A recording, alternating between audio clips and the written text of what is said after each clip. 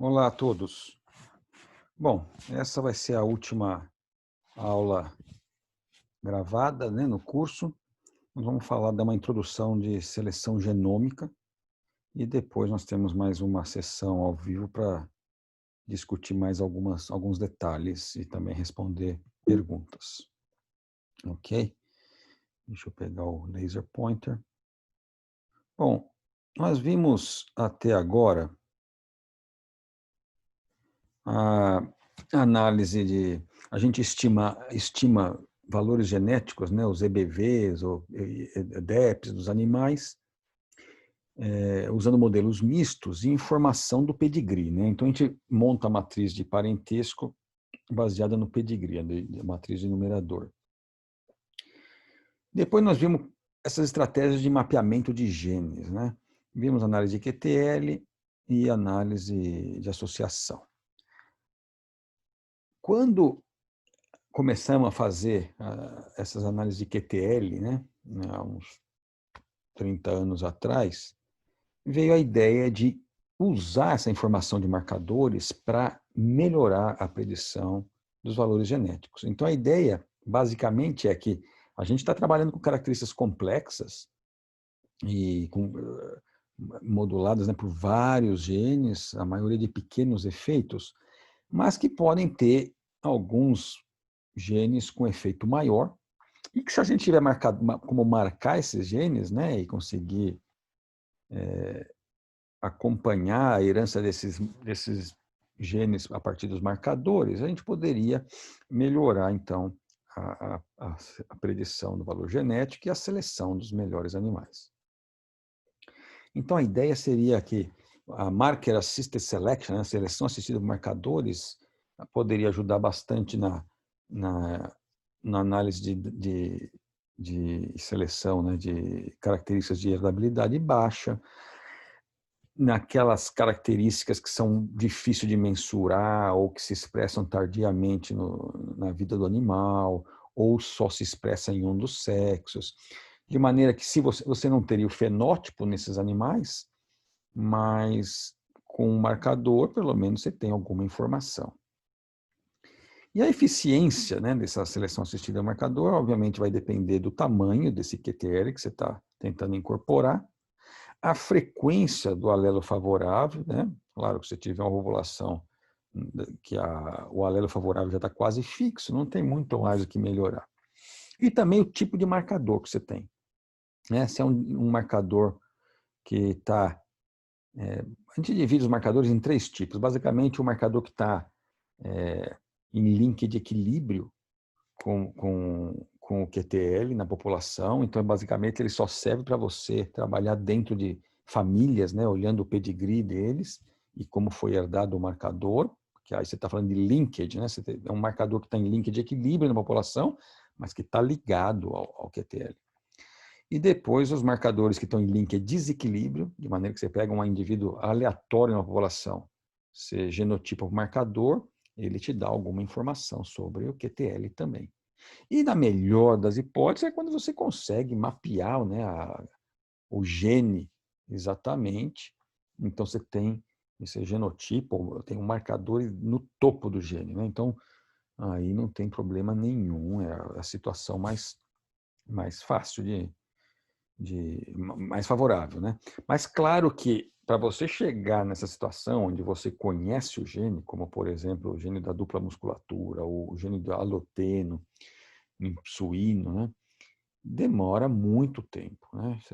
Até você chegar nessa situação. Então, os marcadores mais comuns são os que estão em equilíbrio, depois os que estão em desequilíbrio de ligação, e depois os marcadores que são exatamente o QTL. Mas o mais difícil de usar é o marcador que está em equilíbrio, depois o de desequilíbrio, e por último, obviamente, bem mais simples, se você pode genotipar diretamente o gene de interesse. Então, nessa época que a gente estava tentando incorporar alguns marcadores, né, ligados a esses QTLs importantes, tinha basicamente 2 tipos de modelo, que era o QTL modelado como fixo ou aleatório. Mas, basicamente, o modelo que a gente estava usando é esse, um modelo misto como anterior, né, um modelo animal, né, os efeitos fixos, um componente poligênico modelado aqui com a matriz de parentesco, de pedigree, né, e resíduo. E agora você teria um componente adicional que seria o QTL. Então, aqui a matriz W de incidência seria os genótipos, né, para esse marcador, e o Q seria o efeito. E aí tinha esses dois tipos de procedimento, né? Modelar como fixo.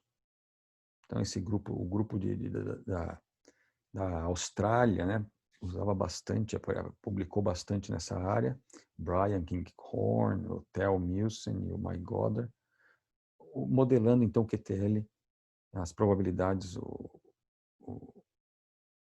modelando como fixo e modelando as probabilidades usando a análise de segregação. Principalmente o Rowan Fernando, teve esse paper que foi um marco, né, na literatura nossa, de Fernando e Grossman, há 30 anos atrás, modelando o QTL como aleatório, mas, na verdade, o efeito de cada um dos alelos, né? Então, por exemplo, você tem um indivíduo, tem N indivíduos, e você vai modelar os 2N alelos, né? E aí tem essa matriz gamétrica, de relação gamética, que você modela. Deixa eu ver se eu tenho aqui uma ilustração. Não, eu posso depois apresentar isso na discussão nossa.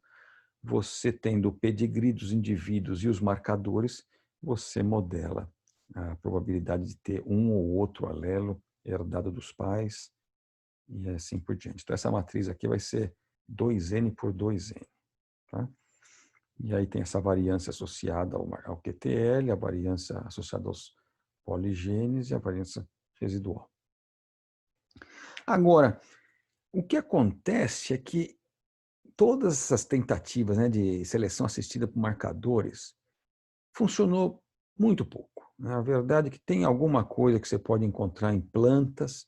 As empresas, muitas vezes, falam que deu muito certo para eles, mas a gente nunca sabe quanto que que eles estão fazendo isso com marketing, né? Mas que realmente deu certo. Mas quando você vai na literatura, né, nas universidades, nas instituições de pesquisa, os estudos de simulação sempre mostram muita vantagem de incluir incluir Marker Assisted Selection, mas na prática a gente não vê muita coisa de sucesso, muita aplicação de sucesso, a não ser aquelas que você encontra realmente o gene causador, em geral, uma característica mendeliana, né, que nem aloteno, o dupla musculatura. Então, são genes muito mais fáceis de se encontrar. Quando você pensa numa característica complexa, poligênica, né, e um gene com um efeito maior, né, um major gene, mas não é mendeliana a resposta, é muito mais difícil de encontrar. Então, nessa situação, realmente você teria marcadores ligados, né, o link de desequilíbrio com o QTL, e os QTLs você encontrou fazendo cruzamentos específicos, né? Então, encontrava lá um QTL quando você cruzava duas linhagens, duas raças, mas depois, muitas vezes, o QTL nem está segregando dentro de cada uma dessas raças, né? E depois, epistasia, o QTL tinha um efeito grande lá na tua população de mapeamento, mas o efeito já não é o mesmo na população que você quer selecionar. Então, por uma série de motivos, e principalmente porque quando você colocava esses poucos QTLs ou marcadores no modelo, você estava explicando uma porcentagem pequena da variabilidade genética, então contribuía muito pouco. Então, no final, a verdade é que, como diz um colega meu, que eu não quero dar o nome aqui, ele fala que foi Wombat. Ele caracteriza essa parte de análise de QTL e a seleção assistida por marcadores como Wombat, que é o waste of money and brain, Wombat, and time, and brain. Mas eu não sei se eu concordo plenamente. Eu acho que essa parte de análise de QTL, linkage análise, marker assisted selection, foi o que propiciou a tecnologia de genômica de desenvolver propiciou o treinamento das pessoas. Eu mesmo, no meu pós-doc, que entrei nessa área há 20 anos atrás, para mim era novidade. Em 2000, comecei a trabalhar com isso. E também foi o caminho que nos levou onde nós estamos hoje fazendo seleção genômica, né? Então, não é que foi um waste total, não. Eu acho que foi parte da evolução que nós passamos, né?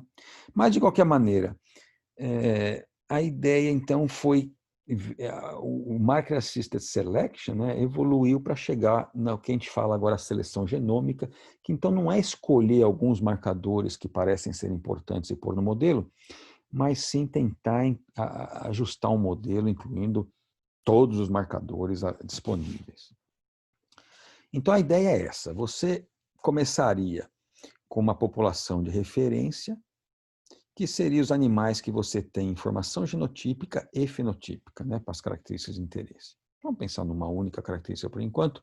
Então, você faz toda a parte de qualidade, controle de qualidade, dados genômicos e tal, mas no final você vai ajustar um modelo, né? Aqui seria o teu fenótipo e aqui seriam os marcadores, né? O W seria os genótipos e os B são os efeitos que você está estimando, os efeitos de cada um desses marcadores, né? Então, você teria P marcadores. E o P, nós estamos falando de milhares de marcadores, hoje em dia caminhando para milhões, né? Quando você está pensando em sequenciamento, ou mesmo genotipagem por sequenciamento. Então, você ajusta um modelo desse, de maneira que eu tenha agora os efeitos estimados do B, e aí, quando chega um novo grupo de animais, né? Os animais da nova geração, a gente, antes mesmo de observar o fenótipo, a gente genotipa e pode substituir aqui o genótipo deles, multiplicar pelos efeitos, e você teria, então, o EBV genômico desses animais. Então, aí você seleciona os melhores animais e vai acasalar. E, na verdade, esses animais, vamos supor que seja uma característica que eles não tinham mensurado ainda, porque você mensura mais tardiamente na vida, então você acaba que muitas dessas características você vai acabar medindo, né, mais tarde. Então, essas observações novas, fenótipos com genótipos, são adicionadas na tua população de referência, então você pode retreinar o modelo e esse ciclo continua, né? Os animais que você vai estar acasalando vão ter progenie, então vão ter mais informação sobre a qualidade genética desses animais, né? Então esse ciclo vai cada vez melhor, o modelo vai ficando cada vez melhor, né? Essa ideia foi lançada num paper publicado na revista Genetics, né? Pelo Meuissen e colaboradores, então, em 2001. Então, a ideia foi essa mesmo. Eles falaram, por que não colocar todos esses marcadores que nós temos disponíveis? E vejam bem, na verdade, eles publicaram, essa ideia deles veio antes de a gente ter disponível essa tecnologia de genotipagem, né, em escala, em large scale, né? Então, não tínhamos ainda chip de SNP para bovino, para nenhum, né? O primeiro que apareceu foi para bovino, um chip público comercial, e não foi em 2004 que foi sequenciado o genoma bovino, se eu não estou enganado, e depois disso, né, saem os chips, em primeiro de 50 mil marcadores. Então, a ideia deles foi realmente, antes de sair, a, a possibilidade de se aplicar isso. Mas eles fizeram um estudo de simulação mostrando isso. E se vocês forem olhar esse paper, então ficou uns 4, 5 anos com pouca citação, mas ali que quando a tecnologia foi se desenvolvendo, a coisa foi, todo mundo foi focando nisso, né? E hoje seleção genômica é como a revolução que teve de modelo misto, né? Com o Henderson, agora foi a seleção genômica. Agora, nós temos como modelo, a gente discutiu isso na aula passada, né? Nós temos muito mais parâmetros ou covariáveis, né, ou regressores nesse modelo do que o número de observações, né? Então, a gente não consegue ajustar um modelo desse tipo usando as técnicas clássicas de estatística, né, de mínimos quadrados, ou mesmo máxima verossimilhança e tal. Então, a gente tem que fazer algum tipo de redução de dimensão, usando single value decomposition, partial least squares, ou então stepwise estratégia stepwise, nós discutimos isso também, né? Começar com, vê qual o marcador que está mais significativo, coloca ele no modelo, depois o segundo, o terceiro, e vai vendo até que ponto a inclusão de marcadores não melhora mais a predição, e aí você para ali. Ou começa com um grupo maior de marcadores e vai cortando, né? Vai fazendo o stepwise backwards, né? Stepwise. Em geral, algum tipo de híbrido, né? Inclui, exclui, assim vai. Mas o que se usa mais hoje em dia são esses modelos hierárquicos bayesianos, ou então os modelos de penalização, né? O ridge regression, a regressão de Comieira, o laço, né? Então, essas regressões com penalização e a versão bayesiana deles, que é o que nós vamos discutir hoje. Bom, o que eles fizeram no paper foi o seguinte, eles fizeram, falaram, vamos chamar de list squares, a primeira alternativa de análise, que eles falaram, é o que se faz hoje em dia. Testam-se os marcadores um por um, vê quais são significativos e aí ajusta o modelo final somente com aqueles que foram significativos. Tá? E essa é a metodologia do Marker Assisted Selection tradicional e que não estava dando muito certo. Né? Uma das razões é que quando você faz uma pré-seleção de marcadores baseado no efeito ou num p-velho, você tem o que a gente conhece em genética como Beeves effect, que em estatística é algo já se conhecia muito antes. Sempre que você compara coisas e escolhe os melhores, você tem uma overestimação de quão bom eles são. Tá? Podemos discutir isso em mais detalhe na nossa sessão ao vivo. Mas veja que se você tem estimativas de marcadores, e essas estimativas são não viesadas, mas agora você você seleciona só aqueles que estão bem no topo, né? São os maiores efeitos, você acaba que está com uma amostra viesada. Então, aquelas estimativas que tinham... Então, a estimativa pode ter um erro acima ou abaixo, aleatório, mas quando você fixa, né, foca naqueles efeitos que foram com as estimativas maiores, você tem uma tendência de estar pegando as estimativas que foram beneficiadas por esse termo aleatório. Né? E o outro problema também, que se você restringir para poucos marcadores, você está capturando uma fração muito pequena da variância genética. Então, eles vieram com 3 outras alternativas. Um modelo que eles chamaram de BLUP. Eles falaram, vamos modelar como aleatório, o efeito do marcador como aleatório. Então, o J é o índice de marcador, e assumimos todos eles vindo de uma normal 0, sigma 2, 0. Tá? E uma discussão que eles colocaram no paper, que é algo hoje que a gente já não faz mais, não é uma coisa muito interessante, mas a gente viu nas nossas aulas de modelo misto que quando o lambda que a gente tinha lá no modelo animal, né, para a parte de valor genético aditivo, para a parte de efeito materno, para a parte de ambiente permanente, sempre tem essa relação, né, entre a variância residual e a variância que você está interessado. Esse lambda aqui, chamando de gama, controla quanto shrinkage você vai fazer. Né? Se a heredabilidade for muito pequena, você faz um shrinkage maior lá nos breeding values. Se a heredabilidade for maior, você faz um shrinkage menor. Então, esse sigma 2,0 que se assume na distribuição aqui é muito importante. E aí a pergunta é qual o valor? Né? Então, no paper eles sugeriram, você tem uma estimativa da variabilidade total, divida pelo número de marcadores e coloque isso como a variância ali. Foi a sugestão deles. Hoje em dia a gente não faz isso, a gente inclusive tenta estimar, né? Usa um modelo hierárquico, põe uma priori para esse sigma 2,0 e estima ele. Uma outra alternativa, se não for fazer bayesiana, seria fazer um grid search. Pensa em vários valores, né, de sigma 2,0 e ver qual que ajusta melhor, fazendo um esquema de cross-validação, que nós vamos discutir daqui a pouco. Tá? Mas aí vieram 2 modelos ainda melhores. Um que eles chamaram de Bayes-A. Então é a mesma regressão de antes, Só que eles falaram, em vez de assumir uma variância comum a todos, vamos assumir uma variância específica para cada marcador, mas colocamos uma a priori nessas variâncias, e elas vêm de uma distribuição gama invertida, ou Q quadrado escalonado invertido. E depois tem a variância residual, também coloca uma a priori nela. Tá? Então, modelo bayesiano mesmo, de ponta a ponta, e assim fizeram.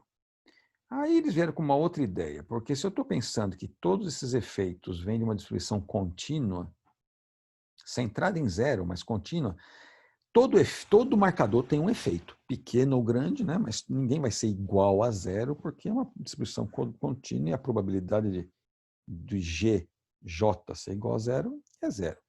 Então eles falaram, por que não ter um ponto de massa em zero? Então eles falaram, por que não assumir que existe uma probabilidade de que o gene não, o marcador, né, não tem efeito nenhum, não está associado, né, não está em link de desequilíbrio com nada com efeito, e outra fração, um menos π de marcadores, que vem com aquela distribuição que a gente discutiu no Bayesian.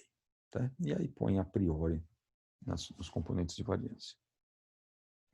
E aí eles simularam dados, não existiam dados ainda para fazer esse tipo de análise, eles simularam um genoma de 1000 centimorgans, colocaram um marcador a cada centimorgan, começaram a simulação com 100 animais, colocaram mutação, né, e o drift, até chegar num equilíbrio de drift e mutação. Aí eles expandiram a população para 2.000 animais, quando eles começaram a gerar, então, até então não tinha seleção, né, nem genótipo. Aí eles criaram fenótipo. Aí eles expandiram a população para 2.000 e começaram a simular os fenótipos também. Tá? Então, eles usaram a geração, não me lembro bem, a 2000 ou 1000, desculpa, eles fizeram a 1000 gerações para buscar o equilíbrio, né, drift e mutação, expandiram para 2000. E aí começaram a obter os fenótipos na geração 1000, 1002 e assim por diante. E aí eles usavam a geração 1000 para treinar o modelo e predizia a geração. Aqui usaram, acho que 1001 e 1002 para treinar o modelo e fizeram a predição de 1003 e em diante. Tá? E colocaram um QTL no meio aqui de cada marcador, gerar os efeitos dos marcadores, tem a taxa de mutação e assim por diante. E aí o que aconteceu? Usaram esses 4 modelos, 4 procedimentos, né, de 2 estágios, como o Marker Assisted Selection tradicional, o BLUP, o Bayes A e Bayes B, e como você está gerando os valores, né, os fenótipos, e na verdade está gerando os efeitos dos marcadores, você sabe exatamente o valor genético de cada animal, você tem o True velho, porque é uma simulação, e aí tem as estimativas, e você pode fazer essa correlação, que seria então a acurácia, e veja que a acurácia foi muito melhor nos modelos que você incluía todos os marcadores, ao invés de fazer uma pré-seleção. Tá? O Bayes A demorava muito para rodar, isso foi há 20 anos atrás, então eles não tiveram uma medida aqui de standard erro. Tá? E desculpa aqui, então eles fizeram a predição dos indivíduos na geração 1003. Aí outras 2 perguntas interessantes que eles responderam, começaram, né, fizeram uma simulação para responder, e depois muita gente trabalhou com simulações adicionais e depois com dados reais. Mas a pergunta foi, quão importante é o tamanho da população de referência? Então, eles compararam 500 animais com 1.000 animais e com 2.200 e viram que todos os modelos, obviamente, ganham conforme se aumenta a população. Né? Então, é evidente que tem que ter uma população de referência grande. Tá? Aí, uma outra pergunta que fizeram é, e o número de marcadores? Se colocar muito mais marcador, assim, colocar mais marcador ajuda. Então, aqui ó, é o espaçamento. Na verdade, aqui tem muito mais marcadores, tem o dobro do que esses marcadores, e aqui tem o dobro de marcador daqui. Né? O espaçamento aumenta. Diminui o número de marcadores conforme eu vou para a direita. Olha o que aconteceu. Você pega o BLUP e o BASE-B, eles aumentaram conforme, desculpa, o número de marcadores maior à esquerda. Então, quando você vem de menos marcador para mais marcador, você melhorou o modelo. Tá? Pelo menos nesses 3 quantidades de marcadores que eles estão estudando. Mas o mínimos quadrados piorou. Na verdade, ele então é muito ineficiente para trabalhar com muitos marcadores. De maneira que você aumentar o número de marcadores disponíveis, piorou. E uma outra pergunta, realmente foi um paper muito bem pensado, com muita coisa interessante.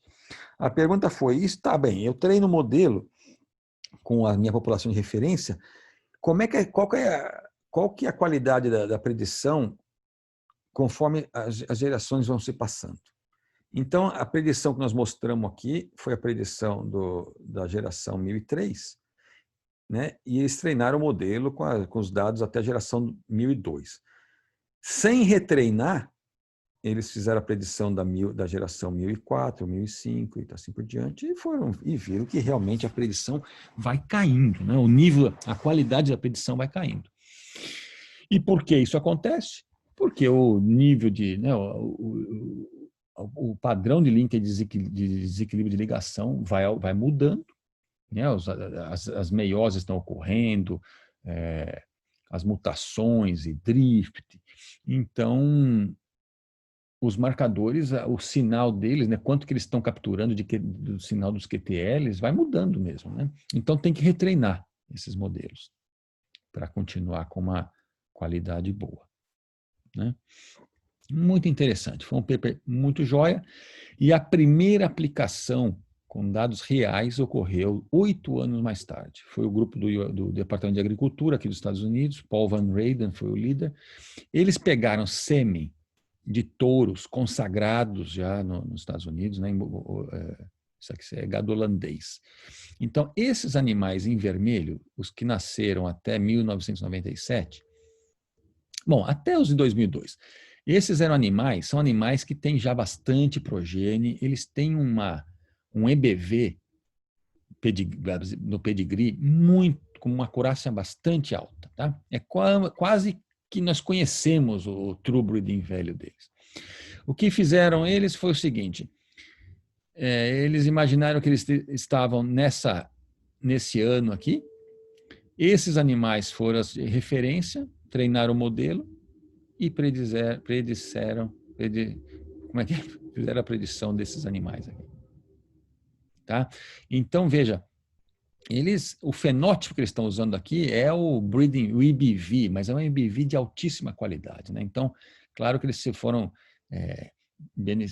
se beneficiaram disso, mas eles compararam, então, quão bem você prediz o valor genético de um animal, vamos dizer, recém-nascido. Né? Eles usaram só o genótipo desses animais para estimar o breeding velho deles e fizeram a correlação com o breeding velho que tinha do pedigree, que é de bastante acurácia. Né? E compararam com o método melhor que você tinha antes de genômica. Quando nasce um bezerro, qual que é o breeding value, o ABV dele? É a média dos pais, né? É o parent average. Então, eles tinham a parent average tradicional, esse aqui é a reliability, multiplicada por 100, né? Então, ponto 11 era o R2, raiz de ponto 11 seria a acurácia, né? Então, está aqui a reliability multiplicada por 100. E aí o modelo de seleção genômica, eles chamaram de modelo, tinha 2 modelos, linear e não linear, e a diferença e o ganho médio comparado com o parent average. Né? Então, eles mostraram que eles fizeram para todas as características que eles mensuram, que todas elas ganharam bastante, né, com seleção genômica. A predição, né, dos animais jovens ficou muito melhor do que parent average. Claro que algumas características muito mais, 38% mais, outras menos, mas todas se beneficiaram. Né? Aqui é uma tabela. São essas as características. Bom, isso então foi uma, uma chamada, né? Então, o pessoal de gado de leite, que foi o primeiro a entrar na seleção genômica, porque para eles ajuda demais, né? Porque antigamente, ou antes da genômica, você esperava o animal ter o teste de progênie, né? Então, imagina, um bezerro nasce, um bezerrinho filho de pais e, né, mãe, uma vaca elite, um sêmen espetacular, nasce lá um bezerrinho que é um potencial doador de sêmen no futuro. Aí você espera ele crescer, está sexualmente maduro, acasala ele com um grupo de vacas e espera a gestação, nascem as fêmeas, as filhas dele, você tem que esperar elas crescerem, poderem ser acasaladas, gestação, para daí sim começar a haver a produção de leite das filhas do. Então, o teste progênio demorava muito, né? Então, o intervalo de geração era grande. Agora, você, com uma predição boa, genômica, já começa a usar esses tourinhos jovens assim que eles estão aptos a doar sêmen. E, e aí, depois, quando tiver a progenie dele produzindo, a gente faz um update do valor genético deles, mas já vai ter. Quando você tiver esses touros provados pela progenie, já está chegando os tourinhos, a outra geração. Então, a verdade é que ninguém espera mais progenie para ficar usando, já usa direto os touros jovens, né, que são provados genomicamente, reduz o intervalo de geração e o ganho é muito melhor. Muito bem. Eu vou agora fazer um pouco mais de discussão nessa uma parte, alguns tópicos importantes, mais teóricos, que a gente discutiu bastante na última sessão ao vivo. Na última, não, acho que foi um dia atrás aí, mas vamos discutir isso. Então, seleção de modelos, porque a gente sempre tem isso, né? A gente está lá o Bayes A, Bayes B, laço, tem uma série de modelos, depois as variáveis que você vai entrar no modelo. Então, seleção de modelo e seleção de variáveis, né, é um tópico muito importante. O que a gente quer? Um modelo que ajuste bem os dados e que não seja muito complexo. Por quê? Porque existe um balanço de variância e viés. Vamos supor que você tem esses dados aqui, uma regressão de y em x, e a gente vê aqui que parece um efeito, uma coisa quadrática, né? Quando a gente ajusta um modelo linear, e vamos dizer que os dados realmente, a função é quadrática, né? Então, esse aqui é um modelo mais simples do que você gostaria de usar. Por quê? Porque ele tem um viés. Para as observações menores aqui, você está sempre predizendo acima dos valores. Para os valores maiores aqui também, você prediz, né? Aqui a reta te dá as predições, você me dá o valor de x, eu faço a predição do y. Né? Para essa extremidade aqui também, a predição está, em geral, acima do valor real. E para essa parte central, as predições estão abaixo. Né? Então, se eu tiver uma função quadrática, você tem esse viés sistemático, né? Um viés positivo, um viés negativo, um viés positivo. Tá? Então, é que você tem um problema de mais viés, mas a variância é pequena. Se você tirar um valor aqui, não muda muito a função, então a variabilidade é pequena, mas o viés é maior. É uma situação de você estar simplificando demais. Agora, se você for, que nem aqui, fazer um polinômio, tem 1, 2, 3, 4, 5, 6 pontos, né? Menos 1, 5, um polinômio de grau 5, você vai passar exatamente em cima de todos os pontos. Então, o viés é zero. Mas a verdade é que se você tirar um valor aqui e reajustar o modelo, muda demais. A variabilidade é muito grande. Tá? Então, quando você pegar um modelo desse, se você pega uma nova observação X e faz a predição do Y, e aí compara com o valor observado do Y, provavelmente a predição vai ser ruim por causa da variabilidade muito grande. E aqui a predição vai ser ruim por causa do viés que você pode estar incorrendo. Então, você quer encontrar um modelo que tem um balanço bom, né, de bondade do ajuste e de complexidade do modelo. A gente compara a bondade do ajuste vendo quão bem os modelos se ajustam, né? Então, por exemplo, você pode usar uma comparação, né, ver as verossimilhanças, né, um likelihood ratio test para comparar dois modelos. Você está vendo basicamente a bondade do ajuste. E agora você tem que pensar na complexidade do modelo, né? Então, vamos dizer, quantos parâmetros, né, você está tendo que estimar no seu modelo. No modelo linear, por exemplo, né, o y hat vai ser o x vezes o beta hat, né? E o beta hat é x transposto x inverso x transposto y.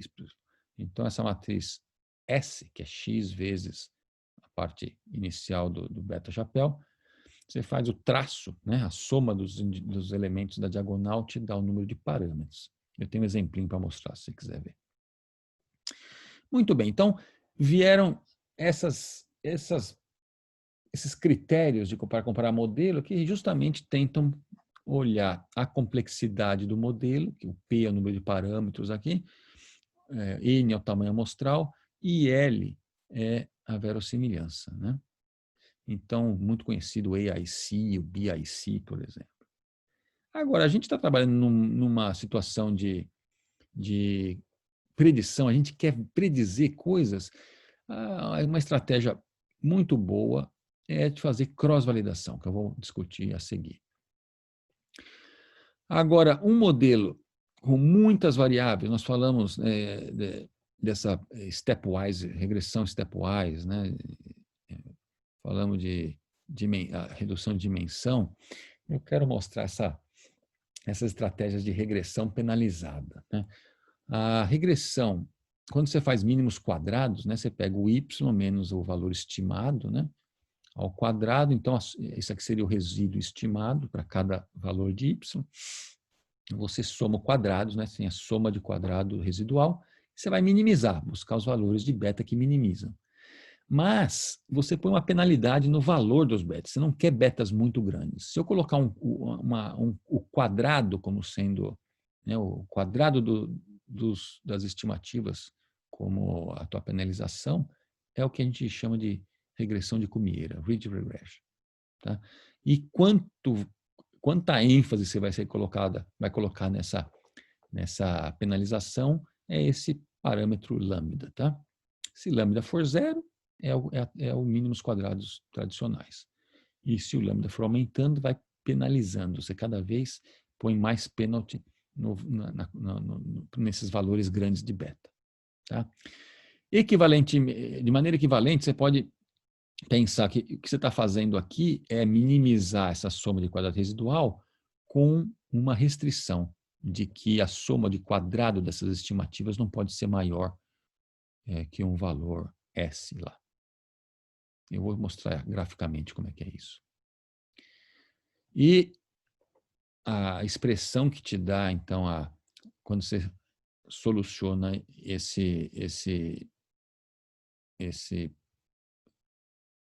você otimiza isso, minimiza essa função penalizada, você chega a isso aqui. Em vez de ser x transposto x inverso x transposto y, que vai ser quando o lambda é zero, que é o mínimos quadrados ordinários, a gente vai ter esse componente aqui que vai estar adicionando lambda, essa aqui é uma matriz de identidade, vai estar adicionando lambda na diagonal do x transposto x. Tá? Uma outra penalização muito comum é o valor absoluto. Em vez do quadrado, a gente põe o valor absoluto das estimativas aqui. Tá? Então, é bem parecido, mas em vez do quadrado, o valor absoluto. Olha que interessante. Se eu tiver um modelo com dois parâmetros, beta 1 e beta 2, e vamos dizer que os mínimos quadrados ordinários daria aqui. Ó. Então, o beta 1 seria aqui e o beta 2 seria aqui. E essas são as curvas de nível, né? Então, vai aumentando o valor do soma de quadrado residual conforme você altera os valores de beta. Né? Esse aqui é o valor de mínimo e vai subindo. Quando você põe uma restrição, na verdade, no laço, a restrição é um diamante. E no Ridge Regression é com dependendo das quantas dimensões, né? Aqui seria um círculo, ou vai ser um globo.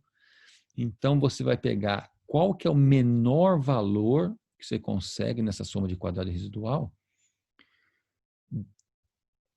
com beta 1 e beta 2 dentro disso aqui. Então, é nesse ponto onde ela tangencia. Então, o beta 1 igual a esse valor e o beta 2 igual a esse valor seria a solução, nesse caso, para o Ridge Regression. Então, veja que tanto o beta 1 como o beta 2 tiveram uma redução na estimativa deles, tá? Para dar esse valor aqui. E no laço, o que acontece é que ele vai tocar sempre uma extremidade aqui, um vértice, né, desse diamante. E então, na verdade, ele acaba zerando algumas variáveis, tá? Então, veja que o beta 1, que dava aqui a solução de mínimos quadrados, agora o beta 1 vai dar zero. Ele foi excluído, essa variável foi excluída do modelo. E o beta 2, que tinha uma solução, o valor estimado era esse aqui, mínimos quadrados, ele está sendo reduzido para cá. Tá? Então, o laço, na verdade, ele faz não só o shrinkage, como faz exclusão de variável também. Né? Ele faz seleção de variável e shrinkage. Bom, o que eu queria falar para vocês, acho que eu comentei isso antes, que você vai aumentando a complexidade do modelo, você vai ajustando cada vez melhor os teus dados. Então, o erro de predição das observações que contribuíram no ajuste do modelo vai ficando cada vez melhor. Mas o que acontece é que se você pegar uma amostra independente, uma amostra que não contribuiu no ajuste do modelo, na estimativa dos parâmetros, conforme você vai aumentando a complexidade do modelo, você pode ir melhorando a predição desses valores independentes, mas vai chegar num máximo, num ótimo, e depois começa a piorar. Então, aqui, você tinha uma situação de muito viés e pouca variância, aumentou um pouco a complexidade do modelo, de maneira que o viés caiu bastante, sem perder muito da variância, mas agora aqui começa a inflacionar muita variância e perde qualidade na predição. Tá? Então, o que a gente quer encontrar um modelo é aqui, ó, é um modelo que prediz bem observações independentes. Eu comentei para vocês da cross-validação, eu acho uma estratégia fantástica para ser usada, e a gente usa muito isso em seleção genômica. O K-fold cross-validation, então, validação cruzada com K partições. Você pega o conjunto de dados, se eu estiver utilizando um five-fold, então eu divido em 5 partes, aí eu treino o modelo em 4 partes e faço a predição da quinta. E eu repito isso para 5 partes e depois eu faço a predição de cada valor usando as estimativas que foram obtidas com as outras 4 partes. E aí eu vejo, por exemplo, mean square error, né, predictive, erro médio quadrático de predição, posso ver a correlação de Y com Y chapéu e assim por diante. Né, de várias maneiras que você pode olhar a qualidade da predição. E também tem o leave one out, que seria como um n-fold. Se eu tiver 100 observações e eu deixo uma observação de fora, treino o modelo em 99 e faço a predição daquela observação que ficou para fora e repito isso para cada uma das observações, então eu tenho o que chama de leave one out. Recomendado quando você tem um conjunto de dados pequeno, que não dá para ficar dividindo muito, você faz o leave one out. Tá? Temos muita discussão para fazer em relação a isso. Na nossa sessão ao vivo, vamos discutir. Né? Fazemos essa quebra dos dados de uma maneira aleatória, ou vamos,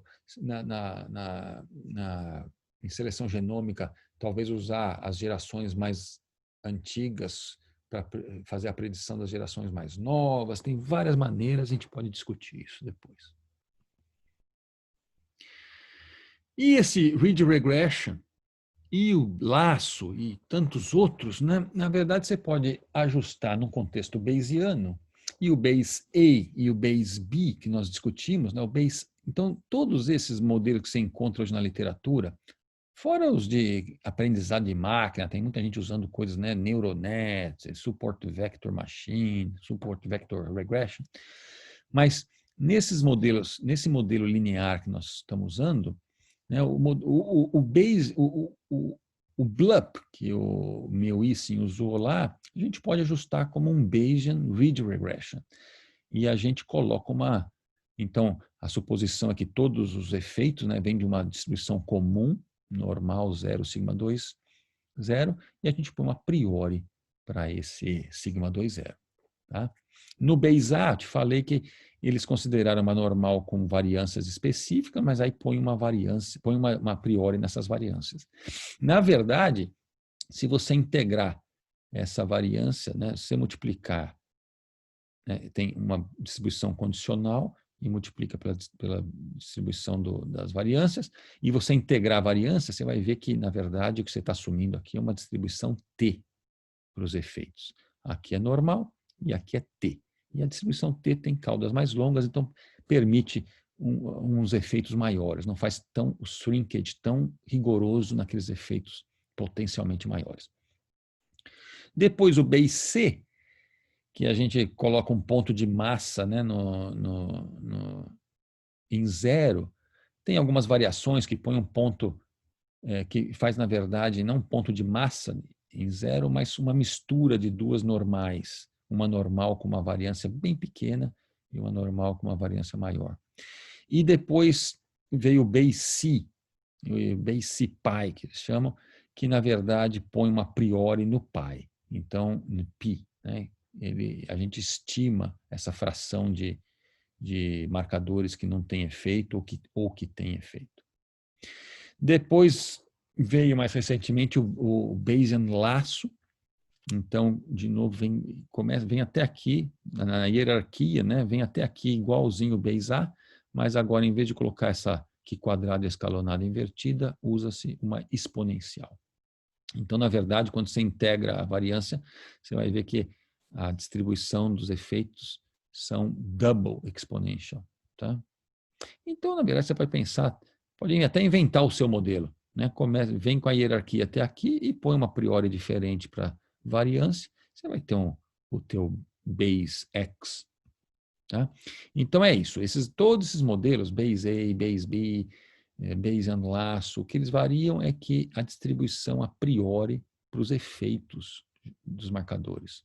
Né? O Ridge Regression assume uma normal, o Bayes A assume uma T, o Bayesian laço assume uma double exponencial, e alguns deles, como o Bayes C ou Bayes B, tem um ponto de massa, uma probabilidade não nula de que o efeito seja 0. Certo? E sabe que então a gente pode colocar tudo isso no contexto de distribuições normal independent. Foi o tema da minha tese de doutorado, na verdade.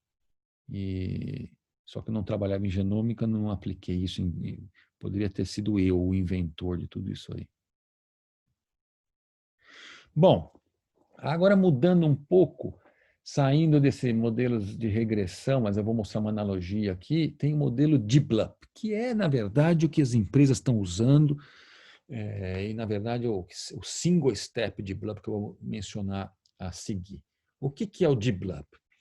Vamos começar com esse modelo aqui, o modelo, o Ridge Regression que a gente tinha. Né? Então, os efeitos dos marcadores da normal 0 sigma 2. Se eu chamar isso aqui de valor genético do animal, A, qual que é a distribuição do A? É normal, porque é uma função linear de variáveis normal. Qual que é a esperança? Se o G é centrado em 0, então a esperança desse somatório é 0. E qual que é a variância? Eu tenho uma constante aqui multiplicando G, então a constante fica ao quadrado, né? X transposto, e a variância de G, que é uma identidade vezes um sigma 2 qualquer. Então a gente pode escrever isso como sendo o x transposto vezes uma constante.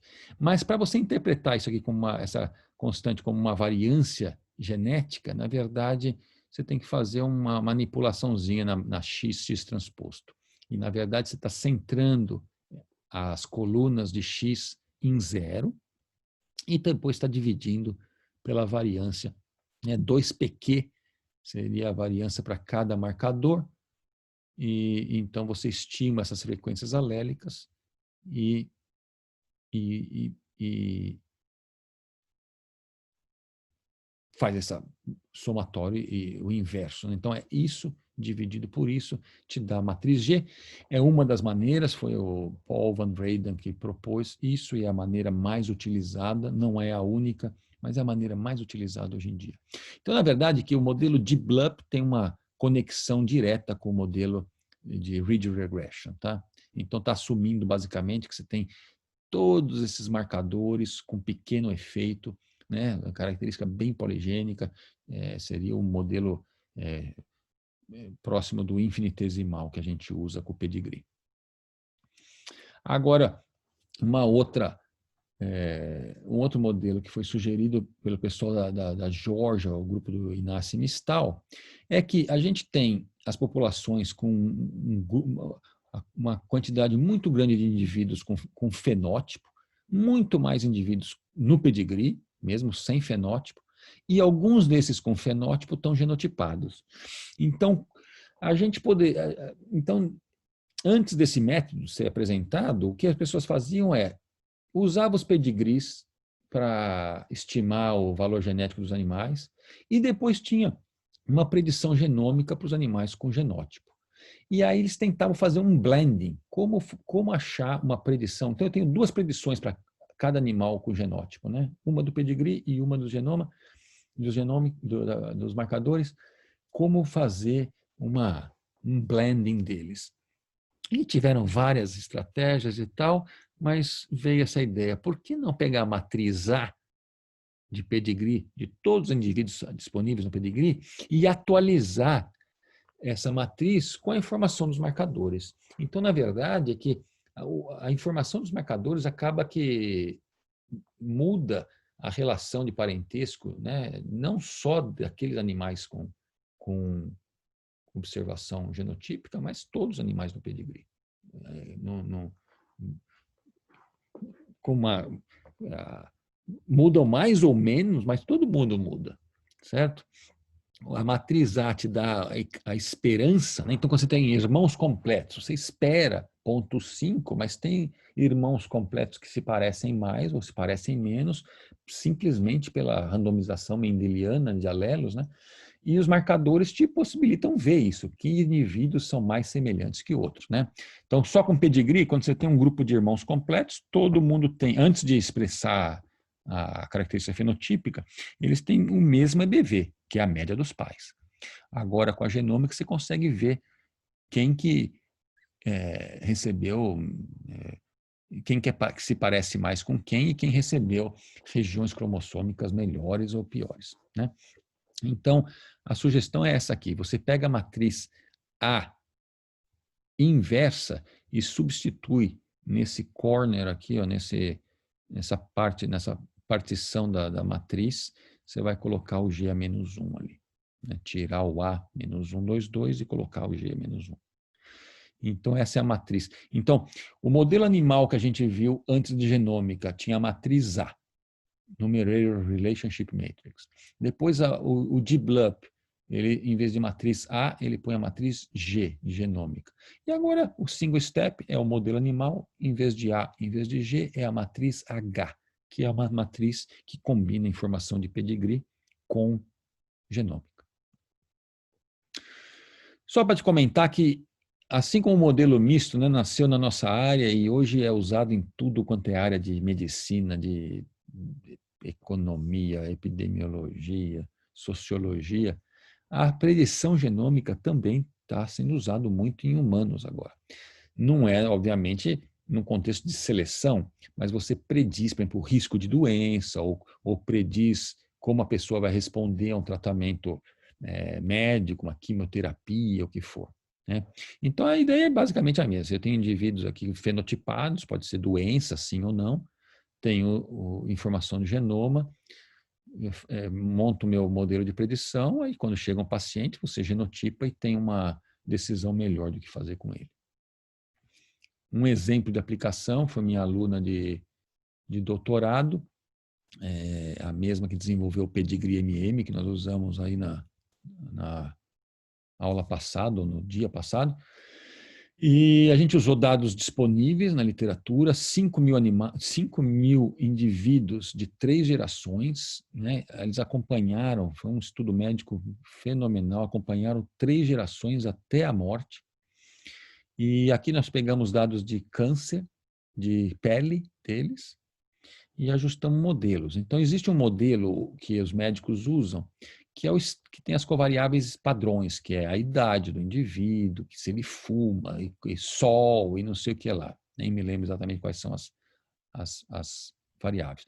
E aí nós adicionamos a informação de parentesco para melhorar essa predição. E depois adicionamos os SNPs para ver se melhorava ainda mais. Tá?